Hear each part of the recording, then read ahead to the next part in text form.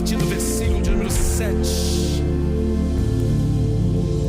Efésios, capítulo de número 4, a partir do versículo de número 7. Hoje nós estamos na 9ª quarta-feira. Tem alguém que não faltou nenhuma das 9? Tem alguém? Será? Nenhuma? Parabéns para vocês. Bênção de Deus. Quem faltou alguma quarta-feira ou está aqui pela primeira vez, você pode acessar o nosso canal do YouTube. Aí, ó. Se você virar a sua câmera para aquele código QR Code ali, já vai abrir o nosso canal. Quer fazer isso? Pode fazer agora. Se você quiser se inscrever no nosso canal do YouTube, estão lá todas as 8 semanas anteriores, tá bom? Efésios capítulo 4, a partir do versículo 7, diz assim: E a graça foi concedida a cada um de nós, segundo a proporção do dom de Cristo. Por isso diz: Quando ele subiu às alturas, levou cativo o cativeiro e concedeu dons aos homens. Ora, que quer dizer subiu, senão que também havia descido até as regiões inferiores da terra? Aquele que desceu é também o mesmo que subiu acima de todos os céus para encher todas as coisas. E ele mesmo concedeu uns para apóstolos, outros para profetas, outros para evangelistas e outros para pastores e mestres, com vistas ao aperfeiçoamento dos santos, para desempenho do seu serviço, para a edificação do corpo de Cristo, até que todos cheguemos à unidade da fé e do pleno conhecimento do Filho de Deus, à perfeita varonilidade, à medida da estatura da plenitude de Cristo, para que não mais sejamos como meninos, agitados de um lado para outro, levados ao redor por todo vento de doutrina, pela artimanha dos homens, pela astúcia com que induzem ao erro. Mas, seguindo a verdade em amor, cresçamos em tudo naquele que é a cabeça, Cristo, de quem todo o corpo bem ajustado e consolidado pelo auxílio de toda junta, segundo a justa cooperação de cada parte, efetua o seu próprio aumento para a edificação de si mesmo em amor. Quem diz amém? Pode sentar-se, por favor.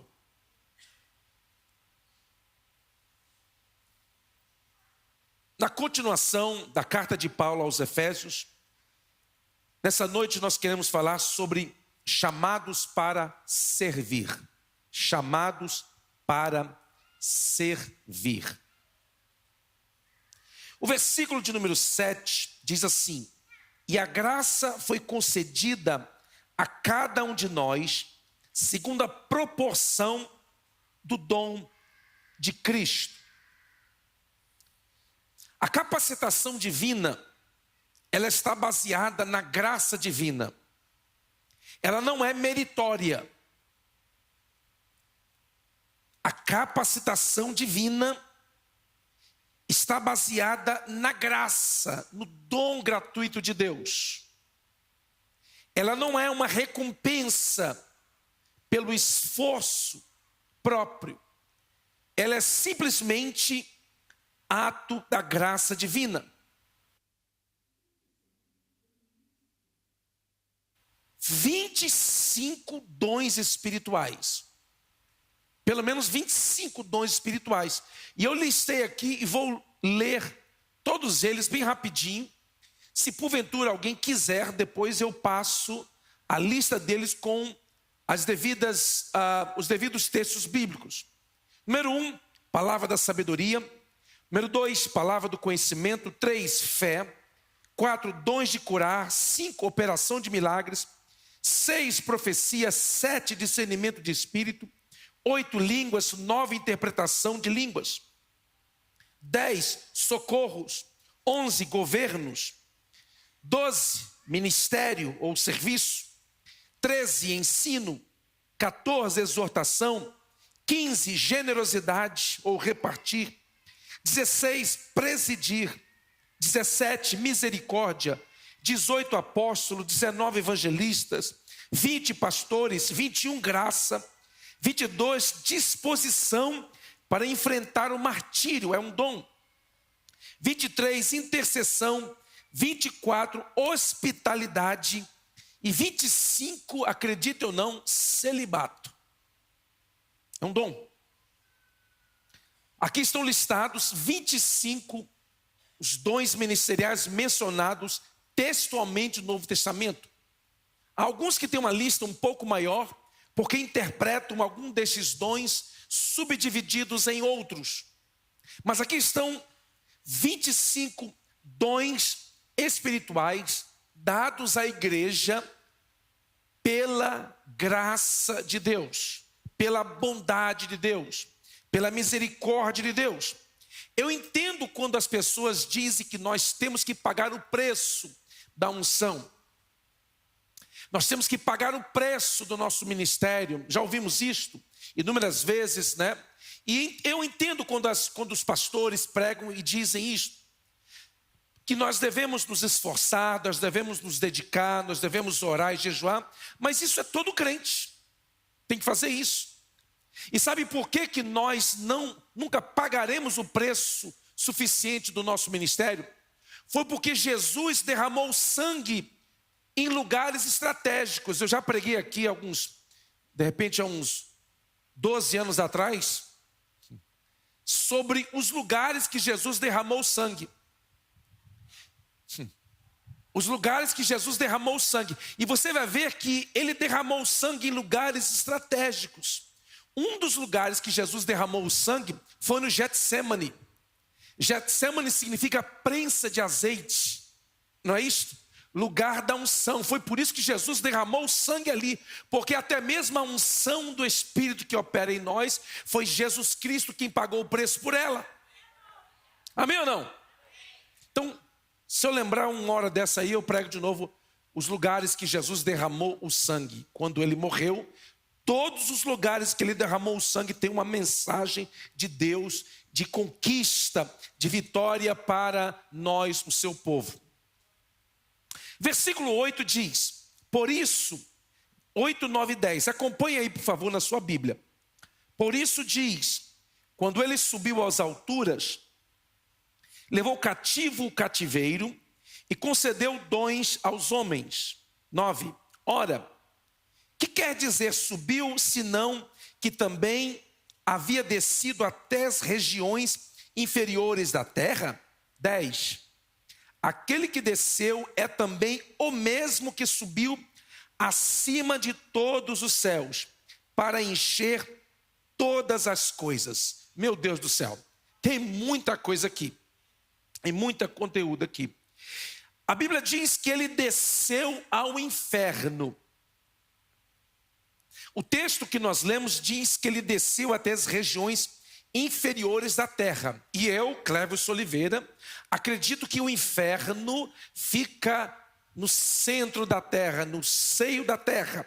Porque todas as vezes que a Bíblia fala de Hades ou Seol, que são referências, palavras gregas e hebraicas de inferno, ela se refere ao lugar embaixo ou para baixo. E o texto bíblico é claro, 1 Pedro 3, 19 e 20. Você que está aí com a Bíblia na mão, abra por favor. É o culto da palavra e nós não abrimos aqui livros de história para contar. Nós abrimos aqui a Bíblia. Amém ou não? 1 Pedro 3, 19 e 20 diz, no qual também foi e pregou aos espíritos em prisão, os quais noutro tempo foram desobedientes quando a longanimidade de Deus aguardava nos dias de Noé, enquanto se preparava a arca, na qual poucos, a saber, 8 pessoas foram salvos através da água. A Bíblia diz que antes da ressurreição de Jesus, todos os que morriam, estavam debaixo do império da morte. Todos pecaram e destituídos foram da glória de Deus. Quando o homem peca no jardim do Éden, Satanás assume o controle, o domínio, o governo da morte. E todos que morriam entravam debaixo do controle, do domínio da morte, mas ficavam num lugar que no Antigo Testamento é chamado de seio de Abraão. Então as pessoas que eram salvas pela fé no sacrifício futuro do Messias de Cristo, eles olhavam para Cristo lá na frente, como uma promessa que viria. Nós, quando olhamos para Cristo, para a sua morte e ressurreição, olhamos para trás, 2000 anos atrás. Os salvos do Velho Testamento olhavam para frente, na promessa, na profecia da vinda do Messias. E eles eram sendo salvos e colocados na conta. As suas vidas eram colocadas na conta do Messias, que viria no futuro, segundo as profecias do Velho Testamento, cumprir as profecias, morrer e ressuscitar e pagar o preço pela salvação. Porque a Bíblia diz: sem derramamento de sangue não há remissão de pecados. Então todo mundo que foi salvo no Velho Testamento, e foi muita gente salva no Velho Testamento, foram salvas na promessa, na esperança da vinda do Messias. E é por isso que o texto diz que ele desceu até as partes mais baixas ou regiões inferiores da terra. E o texto diz que ele pregou aos espíritos em prisão. Aqui não é uma pregação para o arrependimento, porque os espíritos que ele pregou, aqui diz o texto bíblico que foram rebeldes antes do dilúvio. Os anjos caídos que acompanharam Lúcifer na sua rebelião contra Deus. Ele faz uma proclamação, aqui não é uma pregação chamando arrependimento. Por quê? Porque depois da morte não há salvação. Para os perdidos, obviamente, depois da morte não há salvação para os perdidos. Então Jesus desceu até as partes mais baixas da terra e fez uma proclamação. Ele anunciou que ele era o cumprimento das profecias bíblicas. Ele era o cumprimento das profecias que Noé anunciou nos dias antediluvianos. E ele, fazendo essa proclamação, a Bíblia diz que ele, ao terceiro dia, ele ressuscita. E a Bíblia diz que ele leva consigo os salvos do Velho Testamento, ressuscitam com ele. E Mateus, um único texto, então não podemos fazer disso uma doutrina, diz que muitos dos que dormiam no pó da terra ressuscitaram com Cristo e apareceram na cidade santa a muitos. Alguns dizem que foram santos do Velho Testamento que ressuscitaram e apareceram na Jerusalém terrena. Não podemos afirmar isto porque a Bíblia não é clara. Outros dizem que apareceram na Nova Jerusalém. Também não podemos afirmar isso. Mas uma coisa nós podemos afirmar, de que muitos santos ressuscitaram com Cristo no domingo da ressurreição. Quantos creem nisso? Pode dizer amém?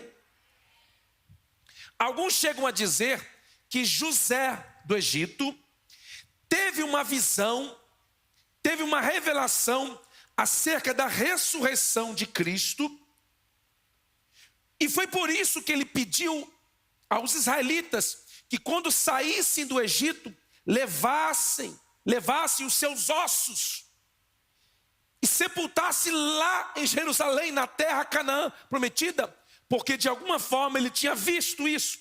Também isso não passa de uma conjectura, de uma elucubração teológica. E aqui não estamos fazendo afirmação. O fato é que quando ele desce até as partes mais baixas da terra, ele faz uma proclamação, e ele, quando ressuscita no domingo de manhã, ele leva com ele os santos que estavam no seio de Abraão. Ele disse ao ladrão na cruz, o ladrão que foi salvo: hoje mesmo estarás comigo no paraíso. Ele estava se referindo ao seio de Abraão, que também era chamado de paraíso. E o que ele faz? Quando ele ressuscita ao terceiro dia, ele traz com ele os santos do Velho Testamento, aparece na cidade santa, não sabemos exatamente qual, mas aparecem, diz o texto bíblico, e ele leva cativo o cativeiro, e ele traz o paraíso, porque a Bíblia diz que ele não ressuscitou a todos, mas muitos. E ele traz o paraíso e ele coloca embaixo do trono de Deus no céu. Amém? E muitos santos que dormiam no pó da terra ressuscitaram com ele. E isto é mistério para nós descobrirmos a eternidade. Quantos dizem amém? Nos tempos antigos, todos os reis, quando saíam para a guerra e venciam, ele traziam os despojos da guerra como sinal de seu triunfo. Então, quando Cristo desce às partes mais baixas da terra e ao terceiro dia ressuscita, ele traz o despojo, ele traz o resultado visível da sua conquista. E a Bíblia diz que a sua vitória sobre Satanás, sobre os anjos caídos, foi vista por todo o mundo espiritual. A Bíblia diz que Jesus Cristo triunfou sobre eles na cruz do Calvário e ressuscitou ao terceiro dia, levando consigo os despojos da sua conquista, da sua vitória. E ele mudou o paraíso, ou seio de Abraão, e agora fica no terceiro céu, porque o apóstolo Paulo diz que foi arrebatado ao terceiro céu, ao paraíso. E está logo embaixo do trono de Deus. Quantos dizem amém?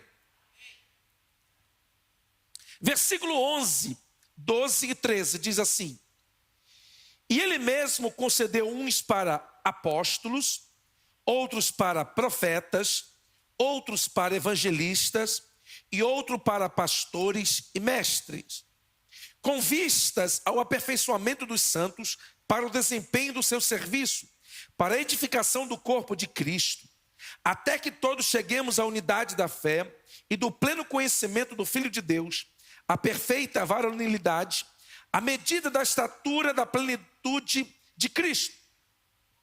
Ele mesmo deu 5 dons ministeriais. E aqui nós temos algumas denominações, algumas igrejas que não acreditam que o ministério apostólico continua. Eles dizem, ensinam que os apóstolos, o dom apostólico terminou quando Jesus encerrou o seu ministério. Matias, que ficou no lugar de Judas Iscariotes, foi o último apóstolo, segundo eles. E eles não acreditam que hoje possa ter apóstolos. Eles acreditam.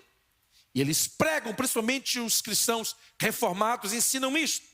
Os chamados cessacionistas também acreditam que os dons espirituais foram para a igreja primitiva, para a igreja primitiva ser estabelecida, porque hoje não há possibilidade mais de manifestação dos dons espirituais.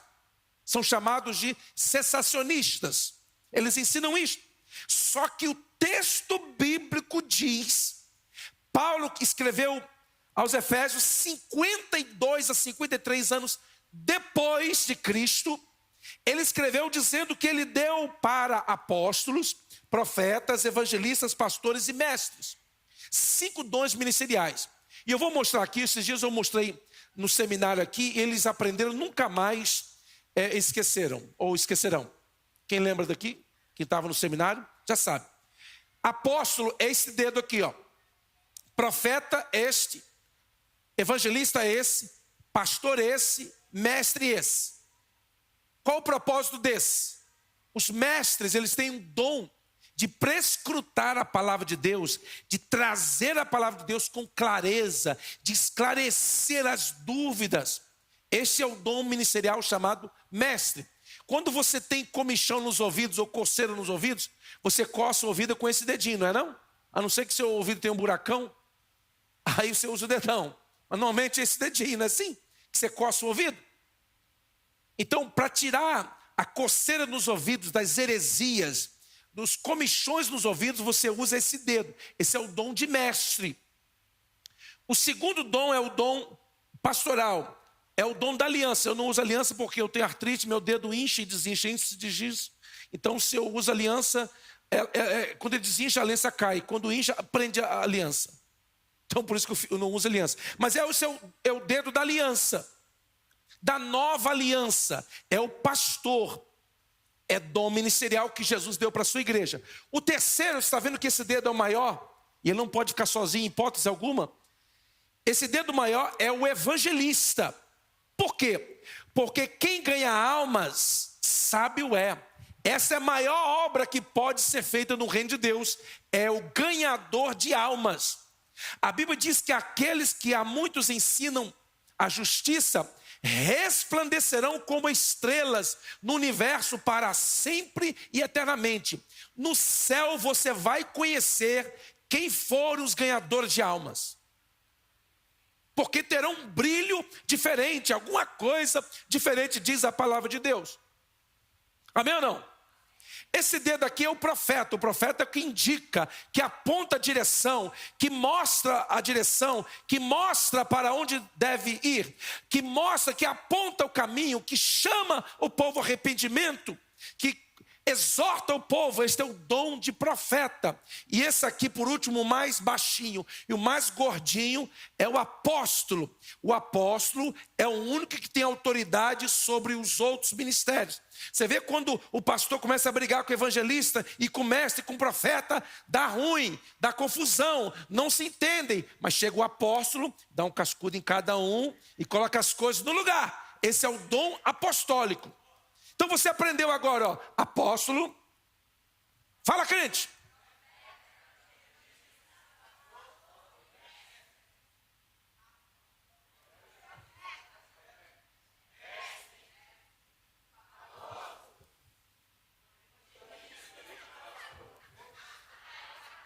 Não deixa, só para você se ligar.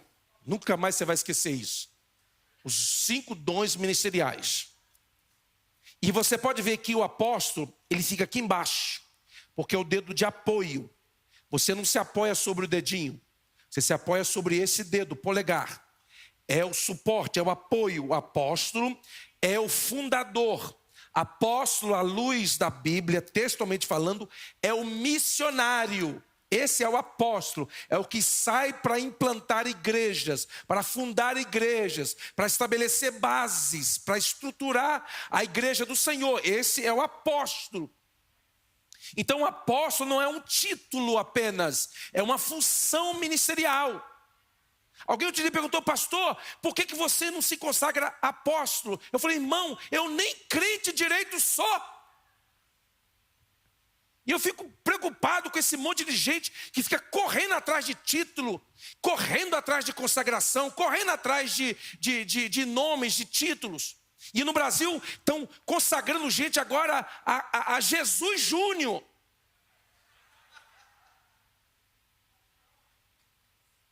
Outro dia consagraram alguém a imortal. Eu fico pensando onde que esse povo está com a cabeça. Onde que esse povo está com a cabeça? Eles se esquecem de que ministério na Bíblia significa serviço, significa baixar a cabeça, colocar a mãozinha para trás, a bandeja na mão e servir ao seu próximo, ao seu irmão. Isso é ministério à luz da Bíblia. Não é status social, não é direitos, você tem mais direito do que os outros, ou privilégios. Alguém outro dia me perguntou, pastor, qual é a diferença minha para o senhor? Eu falei, a única diferença são responsabilidades. O restante, nós somos todos iguais. E muitos pastores não gostam dessa mensagem. Por quê? Porque iguala eles com os crentes.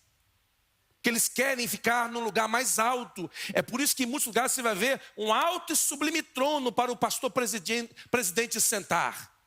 E do lado dele, do outro lado, ficam querubins e serafins. Eles pensam, se acham.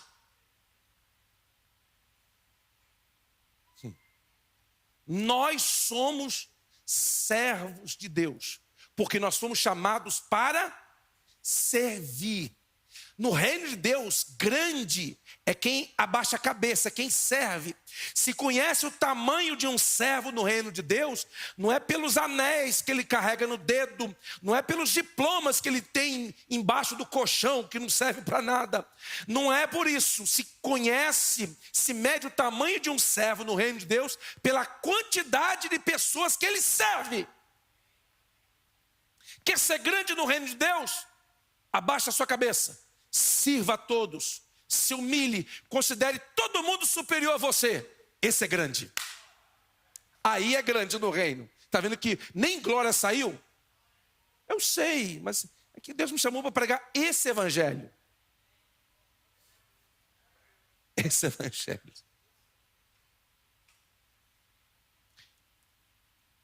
Versículo 12 diz: qual o propósito dos dons?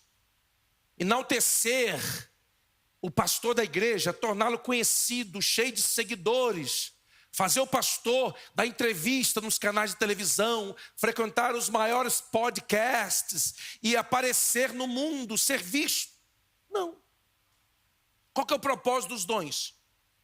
Com vistas ao aperfeiçoamento dos santos, para o desempenho do seu serviço, para a edificação do corpo de Cristo.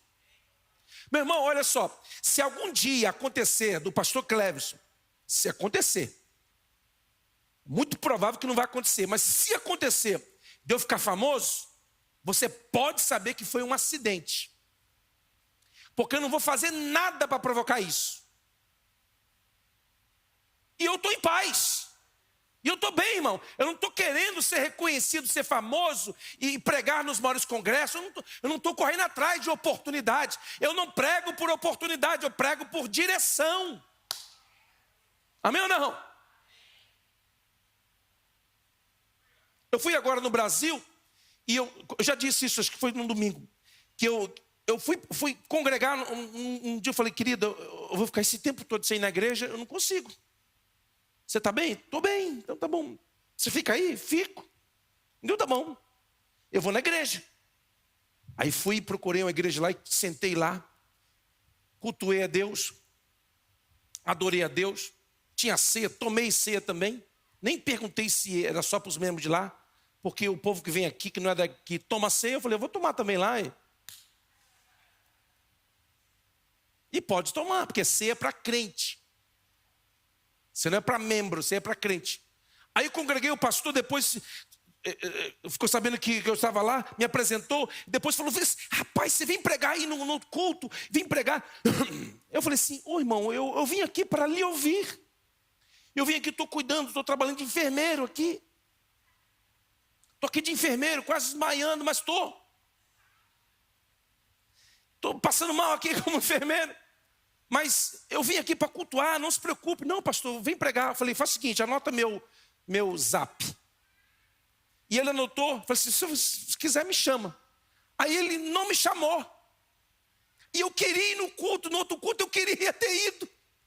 Só que ele não me chamou e eu falei: eu não vou, porque se eu for lá, ele vai achar que eu fui para pregar. Que eu queria pregar. Então eu não vou constrangê-lo. Ele de repente me chamou por educação. Assim, como pastor por educação. Cara, vem pregar aí. Eu falei: não, meu irmão, não conheço você, não conheço a igreja, não conheço nada. Não estou aqui para pregar, estou aqui para cultuar, para lhe ouvir. E eu acabei não podendo ir no culto. Porque ele me chamou para pregar e não confirmou. Eu falei: então não vou.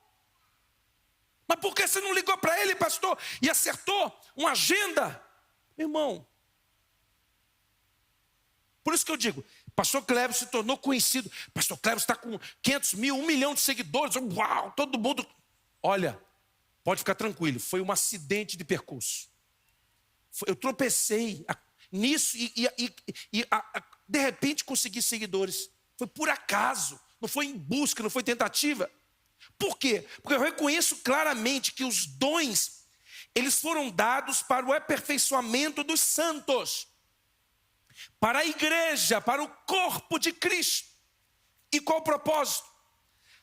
Até que todos cheguemos à unidade da fé e do pleno conhecimento do Filho de Deus, à perfeita varonilidade, à medida da estatura da plenitude de Cristo. Meu irmão, o propósito dos dons é o aperfeiçoamento, é a edificação. E qual o processo que nós todos estamos trabalhando? Unidade da fé, pleno conhecimento do Filho de Deus, perfeita varonilidade ou maturidade e medida da estatura da plenitude de Cristo. Como é que está esse nível na sua vida? Quando você olha uma construção, está construindo um prédio com apartamentos, o que eles fazem? A construtora coloca no website e começa a dar o percentual do desenvolvimento da obra. Então eles dizem lá, a estrutura está 60%. Alvenaria está 20%. Acabamentos 0%. Por quê? Porque enquanto não construir não tem como. Isso aqui, unidade da fé, pleno conhecimento do Filho de Deus, perfeita varonilidade, medida da estatura da plenitude de Cristo, são níveis que eu e você, durante essa jornada espiritual, estamos preenchendo. Eu pergunto, como é que está o seu nível da unidade da fé? Está 0%? Não, não está 0%, porque você já se converteu. Então já saiu do 1. Diga graças a Deus. Mas você tem que caminhar até chegar a 100%. O texto diz até. Então esse até é um processo. Como é que está o seu nível, a porcentagem na sua vida de conhecimento do Filho de Deus? Como é que está essa porcentagem? Você está ainda, está pouco, 2, 3, 4%. Pelo tempo de crente era para você ser mestre na palavra. Então, você tem que ir aumentando na medida que você vai caminhando na sua jornada cristã. Você tem que desenvolver a sua fé, a unidade da fé. Você tem que ter uma fé na pessoa de Jesus Cristo. A sua fé tem que estar centrada nele, porque ela será provada, as dificuldades virão. E cada dificuldade, ela fortalece a sua fé, porque a fé não cresce por oração. Pastor, faz uma oração para aumentar a minha fé aí. Não tem oração para isso. Pastor, não tem oração? Não tem. Jesus mesmo foi quem disse isso. Os discípulos chegaram a Jesus. Ora por nós aí, aumenta a nossa fé, porque a gente está ruim de fé. Aí Jesus não disse assim, ó, dobra o joelho aí que eu vou pôr a mão em você e vou dar uma dose de fé. Não. Ele disse, se tiverdes fé, como um grão de mostarda, direis a este monte, ergue-te e lança-te no mar, e não duvidar que aquilo que você falou acontecerá, assim será.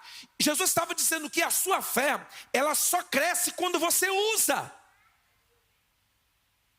Fé é parecido com músculo.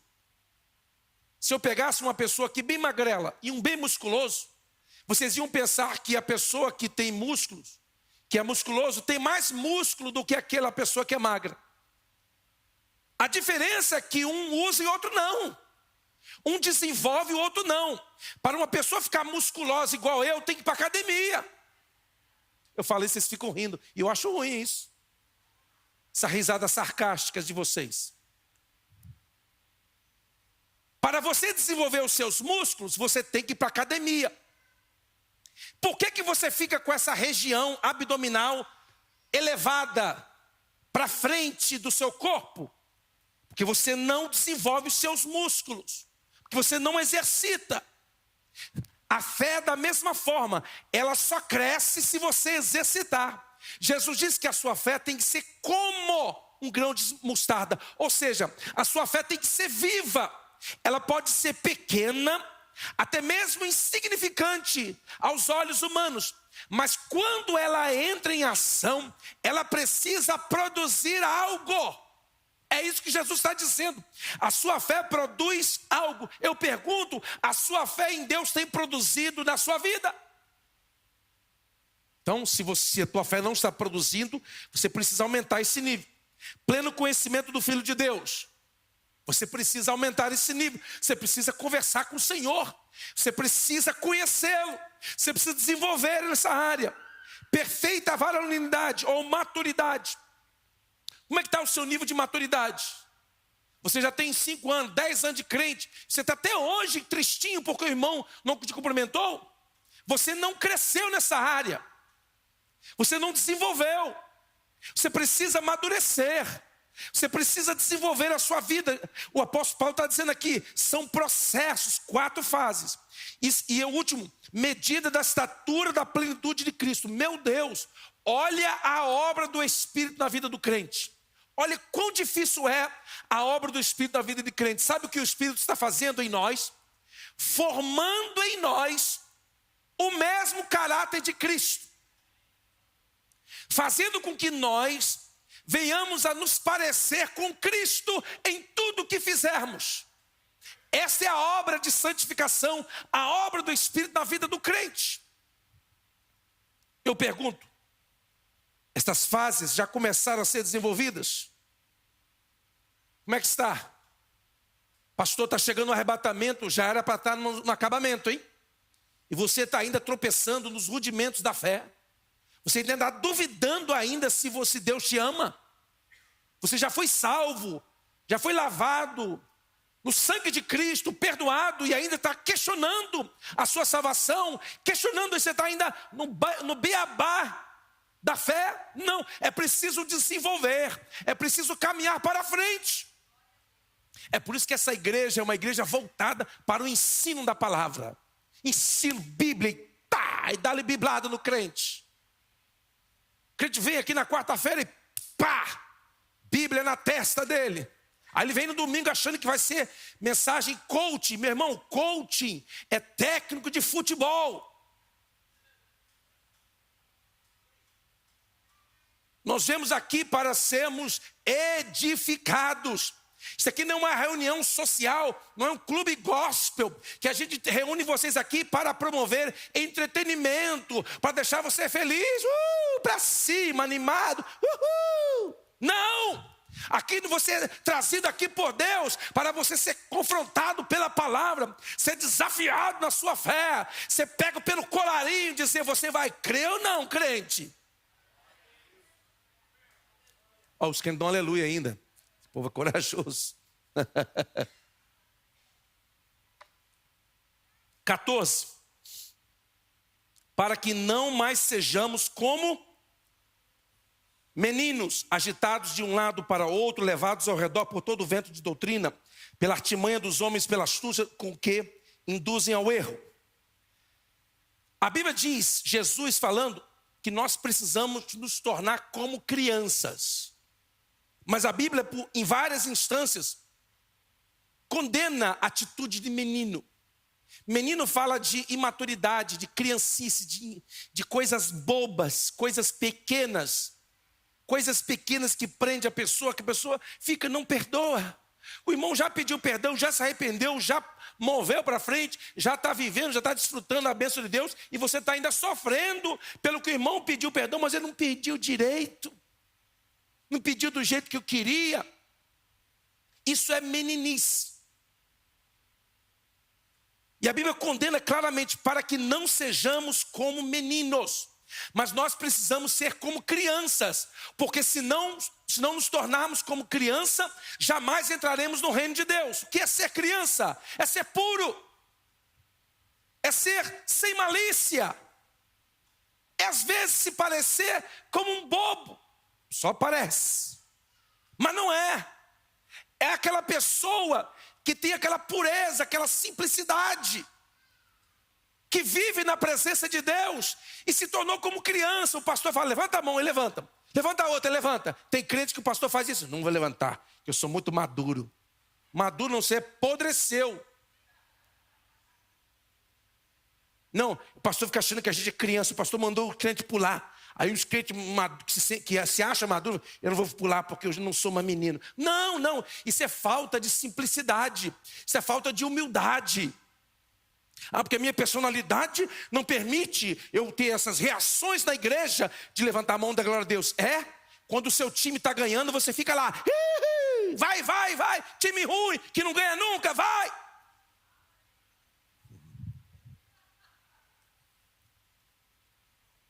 Time ruim que ganha, de vez em quando perde, fica...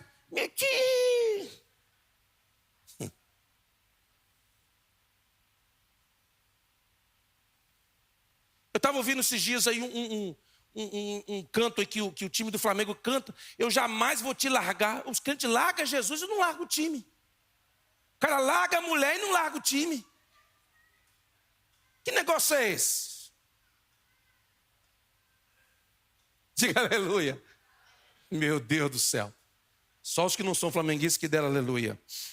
Eu não estou nem aí. Esse aí não é flamenguista não. Para que não sejamos como meninos. Meu irmão, você já tem tempo suficiente de crente para você levantar sua cabeça, para você ser maduro, para quando alguém pisar no seu pé, você não dar coice, você, meu irmão, tudo bem, está tudo certo, está tudo beleza, vamos continuar, a vida continua. Aí você vai ficar chateado comigo? Não estou e nem vou. Já passou o tempo de você ficar chateadinho, magoadinho, tristinho, porque alguém falou mal de você, porque alguém criticou você. Já passou, isso é fase de menino. O apóstolo diz, não sejamos mais como meninos. Versículo 15. Mas seguindo a verdade em amor, cresçamos em tudo naquele que é a cabeça, Cristo, de quem todo o corpo bem ajustado e consolidado pelo auxílio de toda a junta, segundo a justa cooperação de cada parte, efetua o seu próprio aumento para a edificação de si mesmo em amor. Meu amado, isso é ser crente, ser um verdadeiro servo, serva do Senhor. Verdade em amor. Não é verdade com ira. Pastor, eu falei a verdade para ela. Falei a verdade para ele porque eu não aguento, eu tenho que falar tudo que eu penso. Não, você não tem que falar o que você pensa. Você tem que pensar o que você fala. Você tem que falar em amor, verdade em amor. E o apóstolo disse, vocês precisam crescer em tudo. Vocês estão crescendo em todas as áreas? Vocês estão crescendo em todas as áreas espirituais? Você precisa crescer em tudo. Por quê? Porque somos membros de um corpo espiritual. Somos membros de um corpo espiritual. Precisamos uns dos outros. Sabe por que eu e você, nós precisamos uns dos outros? Porque se tudo que eu precisasse estivesse ao alcance da minha fé, da minha oração, eu não precisaria de ninguém, é só eu orar. Mas tem coisa que Deus só vai te dar se teu irmão orar por você. Você pode pedir até cansar. O dia que você chegar, meu irmão, já cansei disso aqui, me ajuda em oração aqui. Aí o irmão pede, Deus dá na hora. Você fala, Deus, você está de brincadeira comigo, estou pedindo isso um tempão. Foi o irmão aqui, nem crente direito orou um pouquinho, o senhor já me deu. É porque nós precisamos desenvolver relacionamento interpessoal. Nós somos corpo, precisamos uns dos outros. Diga isso para quem está só, eu preciso de você. E mesmo que você não queira, você precisa de mim. Nós precisamos uns dos outros. Nós crescemos quando nós aprendemos a compartilhar. Eu concluo dizendo o seguinte: o que você está fazendo para crescer espiritualmente? O que você está fazendo? Você está lendo a Bíblia, está estudando, está orando? A igreja tem seminários e cursos um atrás do outro. E você fica lá assistindo séries do Netflix. Campeonato brasileiro, campeonato espanhol, campeonato europeu. Você sabe o nome de tudo quanto é jogador. E você está quebrado, todo mês é um sufoco para pagar aluguel. Mas sabe o nome de tudo que é jogador. Você está investindo, você está crescendo espiritualmente. Isso não te dá crescimento espiritual. O que você está fazendo para ajudar os outros a crescer? Você está contribuindo com o crescimento de alguém? Você está ajudando alguém a crescer em Cristo? Você está sendo um exemplo para alguém crescer em Cristo? Uma pessoa nova olha para você e diz: não, eu quero crescer como esse irmão, eu quero ser maduro como esse irmão, como essa irmã. Eu pergunto: quais são os obstáculos do seu crescimento? O que tem impedido você? Ah, pastor, é porque eu não perco um capítulo das séries do Netflix. E eles colocam ali séries longas. Outro dia, minha filha falou assim: papai, assiste comigo essa série. Eu falei: série? Vamos assistir. Aí quando ela clicou, abriu assim, mais de 40. Eu falei: você está doida? Não, já estou aqui na 30ª. Eu falei: não vou assistir nenhuma. Eu vou uma com você, já começa assim, ó. Uma série demora 7 horas. É a noite inteira. Aí eu fico lá com ela, fazendo companhia, né? Mas você acha que eu vou ficar assistindo 30 e poucas séries? Você acha que eu vou investir um tempo desse no meu espírito? Ah, pastor, você não assiste o Campeonato Brasileiro. Você acha que eu vou assistir campeonato? Você acha que eu tenho tempo para isso? Com a chamada de Deus, com o ministério, você acha que eu vou ficar aqui? Você acha? Eu não tenho nada contra quem torce para time ruim que não é o Flamengo. Pode torcer. Eu não tenho nada contra os outros times que são ruins. Você pode torcer, pode participar, mas não se prenda a isso. Não se deixe escravizar por isso. Marca um jogo no dia de culto. Você fica lá: ai, Jesus, eu vou na igreja hoje, não sei porquê. Ai, pastor, não sei porquê esse pastor fazendo culto no dia do meu campeonato. E eu, quando marquei o culto na quarta-feira, não estava nem aí com o campeonato, nem sei da onde. E se eu soubesse que era, eu tinha marcado antes. Eu pergunto: o que você está disposto a fazer para mudar? Você precisa crescer. Você precisa avançar, sim ou não? O que você está disposto a fazer para mudar? Você vai mudar o seu horário de dormir? Mudar o horário de acordar? Você vai fazer alguma coisa com relação a isso? Você vai estudar? Você vai fazer um curso? Vai investir no seu intelecto? Ou não? Você vai ficar parado no tempo?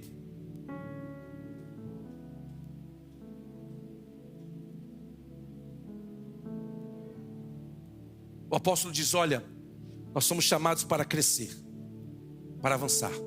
E olha só que maravilhoso. Já vou encerrar pela 3ª vez, mas isso ok. O apóstolo Paulo estava condenado à morte, preso em Roma. A sua sentença havia sido dada, pena capital. Será morto, será decapitado publicamente. O que você quer, Paulo? O que você quer? Ele diz: olha, eu quero que me traga a capa, um casacão que eu deixei lá. Traga essa capa, que eu preciso dessa capa, porque tem alguns dias ainda pela frente. Mas o que, Paulo? Eu quero que você traga João Marco. Eu briguei com ele lá no início, com Barnabé, por causa dele. Eu fui muito grosso, muito rude. Eu disse que ele não prestava para nada, porque quando nós viajamos na área aqui da Ásia, infestada de febre amarela, ele correu de medo de ser picado pelo mosquito. Mosquito, não conhece, por favor. E aí ele fugiu, e eu falei: não aceito quem volta atrás. Covarde, não vai comigo, não serve para nada. Aí ele amadureceu, ele foi açoitado, ele passou naufrágios, ele foi apedrejado, ele passou lutas, ele foi amadurecendo. Porque quando a gente é imaturo, a gente dispensa as pessoas, a gente descarta as pessoas da nossa vida. Ah, você não fez o que eu queria? Ah, sai da minha vida. Mas quando o tempo passa e você amadurece, você muda de opinião. Aí você diz: olha, traz João Marcos. que Ele me será muito útil. Quero acertar as contas com Ele lá. Quero conversar com Ele. Paulo, mas o quê? Traz os livros, traz os pergaminhos. Você vai morrer, para que você quer estudar? Eu não posso morrer com esses dias que eu tenho, conhecendo menos do que eu conheço até agora. Eu quero ler mais a Bíblia. Eu quero conhecer a palavra. O cara ia morrer, o cara está pedindo para trazer livros para ele. Sabe o que é isso? É uma pessoa que entendeu o propósito de Deus, que ele precisa crescer, que ele precisa desenvolver, que ele precisa amadurecer, que ele precisa avançar na vida.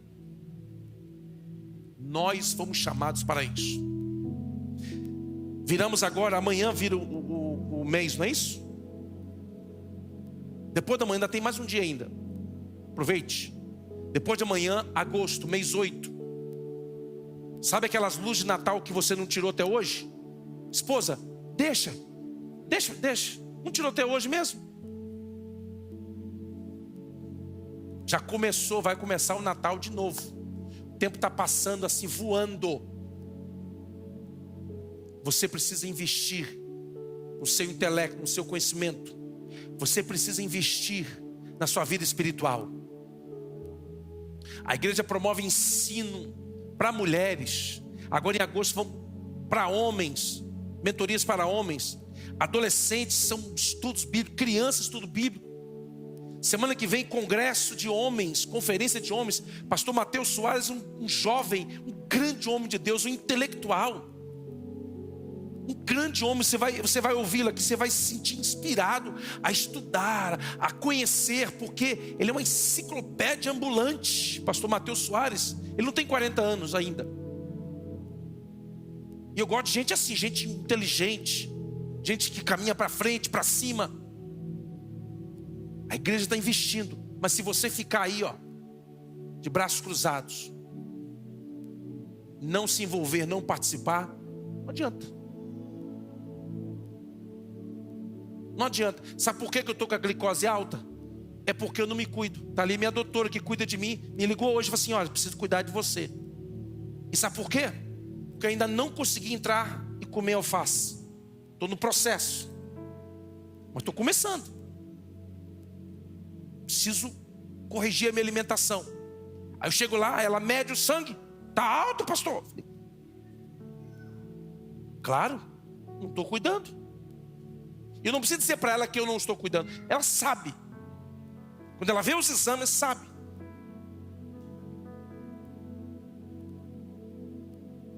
Vamos estar em pé.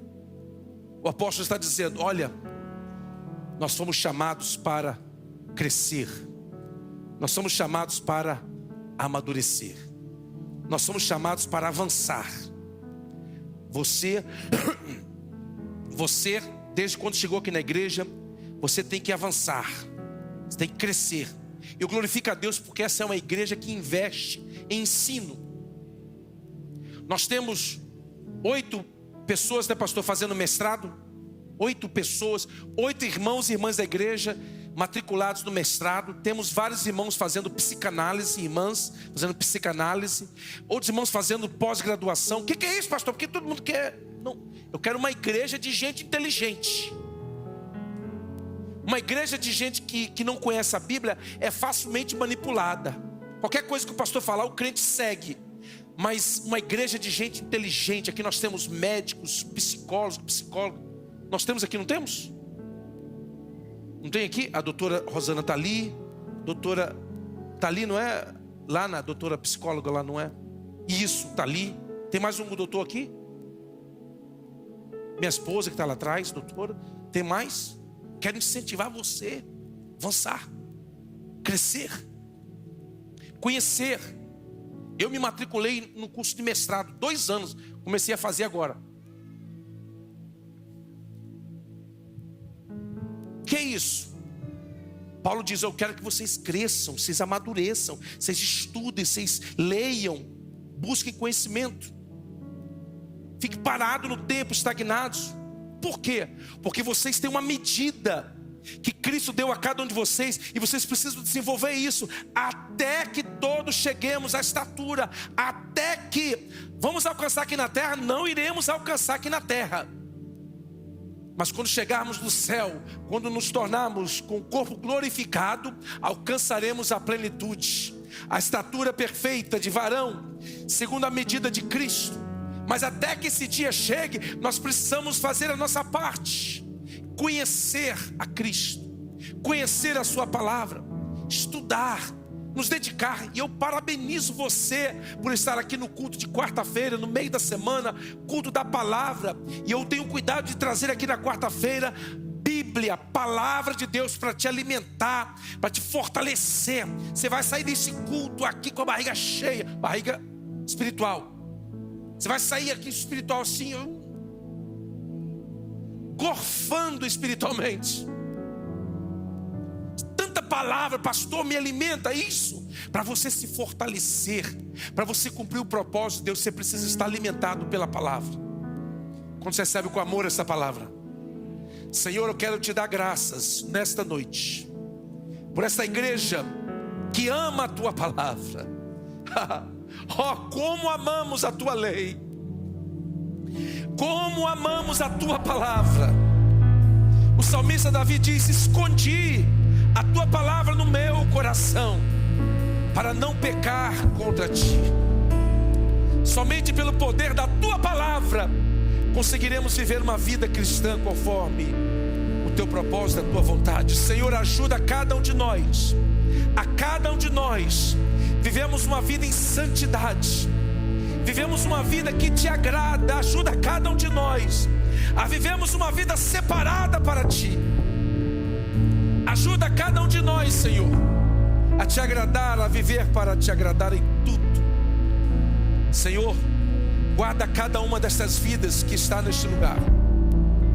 Que a tua unção venha sobre cada um de nós, e que uma disposição nova para ler a tua palavra, para conhecer a tua palavra, para estudar a tua palavra, venha sobre nós, para que possamos ser formados a cada dia conforme a tua imagem, conforme a tua semelhança. Em nome de Jesus Cristo. E todos dizem amém, amém. Uma salva de palmas ao Senhor.